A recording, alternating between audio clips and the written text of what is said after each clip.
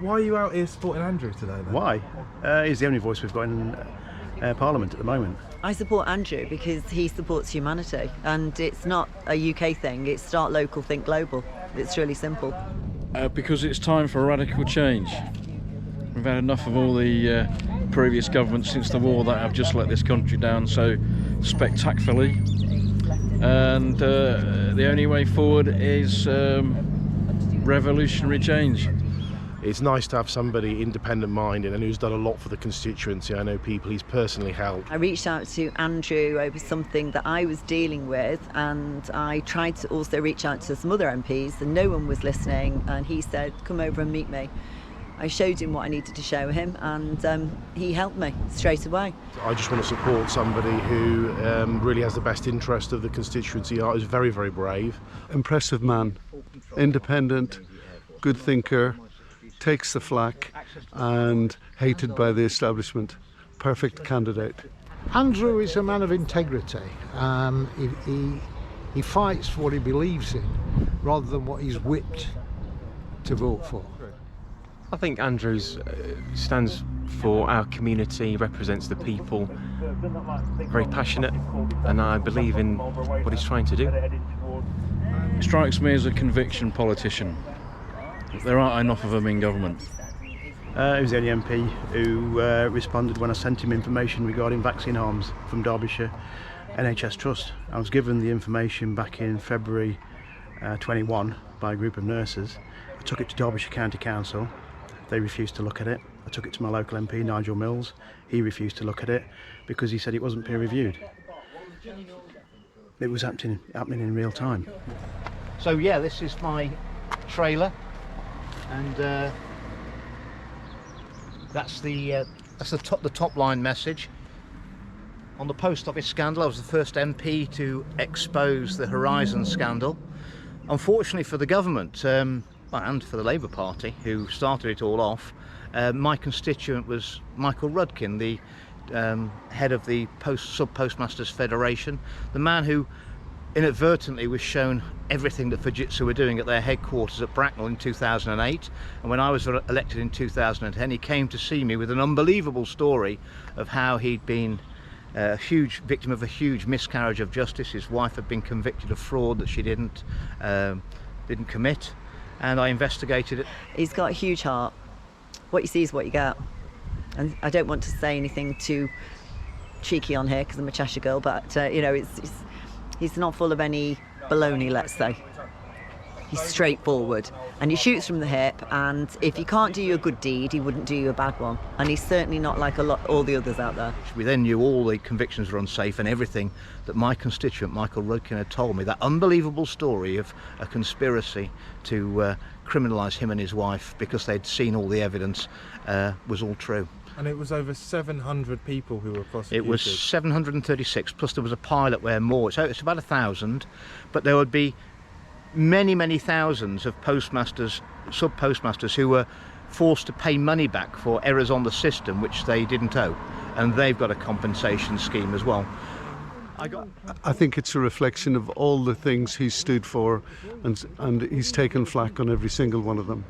Whether it's the post office, whether it's SS2, doesn't matter, give him the issue and he'll give you his independent and open and honest views on the subject.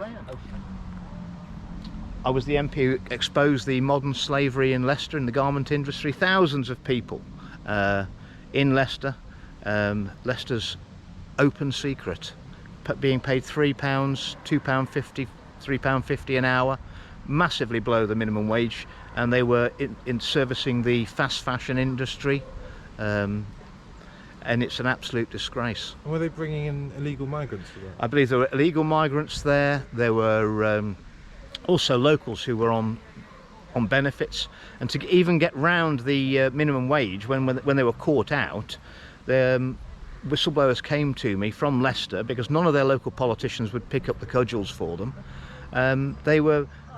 The employers had done something where they were paying them monthly the minimum wage, but they were then demanding that within the day that they got paid into the bank, they had to go and take half the cash out and give them the cash back. So effectively they were still paying them half the minimum wage under threat of harms.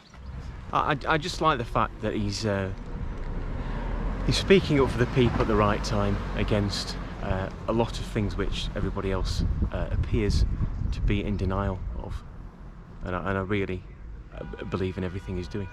And I was right on HS2. For 10 years I opposed the government on HS2 from the moment the plan was adopted by the Conservatives in 2013. I said that it's never going to happen. It was really detrimental to North West Leicestershire. It ran 22 miles straight through the constituency. It was a blight. It was damaging our economic growth. It was going to be expensive and it would never happen. It'd be cancelled because it would spiral out of control. And that's 10 years later. It's cost the country tens and tens of billions of pounds, caused a lot of misery in my seat. I'm the only MP had to sell his house to HS2, mysteriously. And they did me for £500,000 less than it was worth, and £310,000 less than I'd paid for it 5 years before. I don't know how he's coped with the sort of abuse he's got, and he's just told you what some of the things he's gone through of selling his house and all the rest of it, and the smears against him. And I just want to basically show my support and show that he's not alone. He's far from being alone. No. Bastards. Yeah, and of course I'm the MP who's right on the COVID vaccine harms. I've probably done more praying the last 3 years than I've ever done in my life, and most of it was praying that I was wrong about the vaccines because life would be so much simpler, but unfortunately I'm not. I mean, I've got over 1,500 people in my area that I look after. It's only a small area of Amber Valley, and I've got people who've lost their legs within days of blood clots forming. I've got ladies in wheelchairs.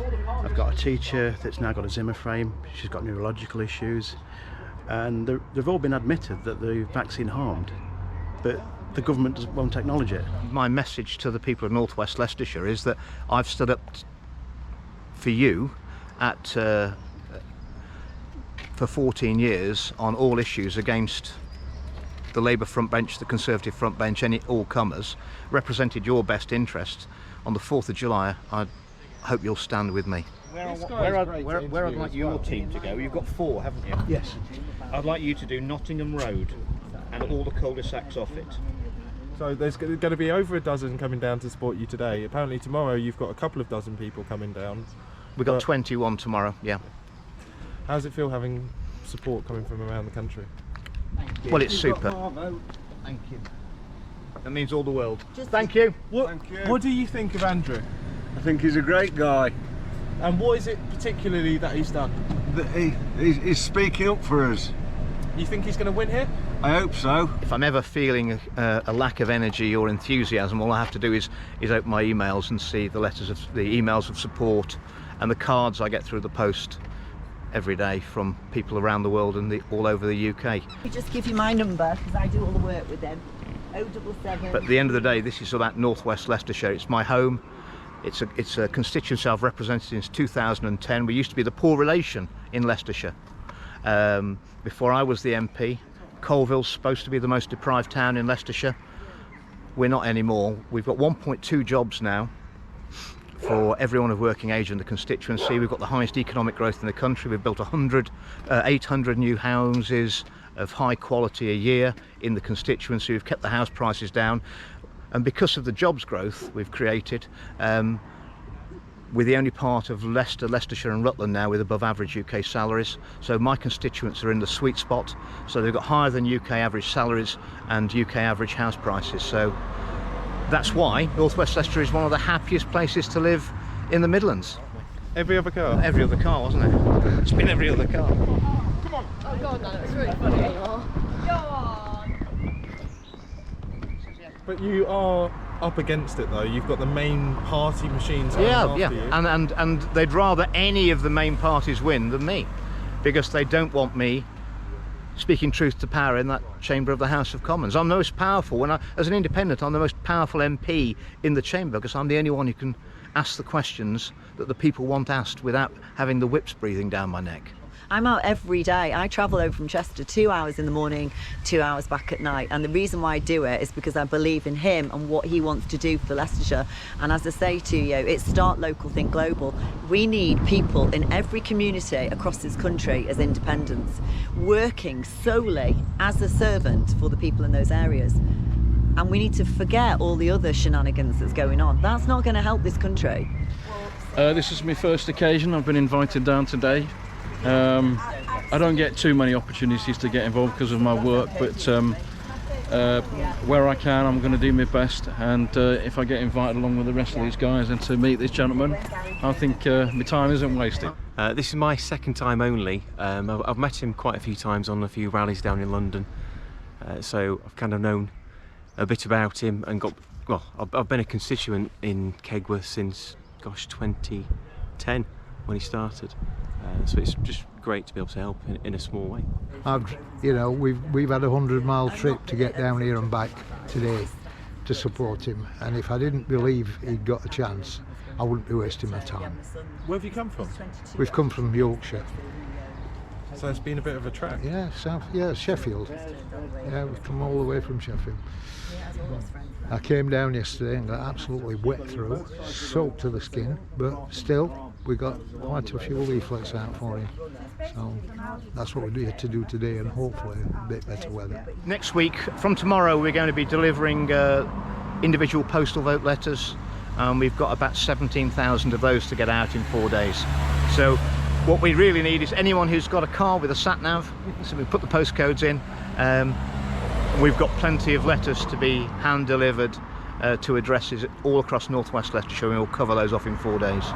And your email for people to come and support? It's contact@abridgen.uk. And they can visit my website, which is www.abridgen.uk, and follow me on Twitter, which is @abridgen. Well, what would be your message to anyone who's thinking of coming out and helping Andrew? Get out off your sofa, get in the car and come up. Rain or shine, come up, because that's what I do. That's what I have had people phone me up from Cornwall, Glasgow, every corner of the UK. I've had people call me from Greece and say, I can't come over, I'm working in the military, but I just want you to tell Andrew Bridgen I absolutely love him. What message is that? That is not about Northwest Leicestershire. This is a global issue where we all need to remember we're all under one. We are under one. We're meant to love each other and protect each other and understand each other. It's that simple. We're making it too difficult. I suppose it's personal choice, isn't it? If they want to come down, they'll come down. If they don't want to come down, they won't. But if they want a man who's going to stand up in Parliament and represent them, rather than doing as he's told, then Andrew's your man. He's going to stir things up. So you'd encourage people to come down? Of course, but it's their choice. Or put up with the existing system, and they'll promise us one thing and they'll do something totally different. I'd urge them to do some research, but I would urge them absolutely to get on board. I think it's really important now more than ever that we stand with Andrew. Off we go.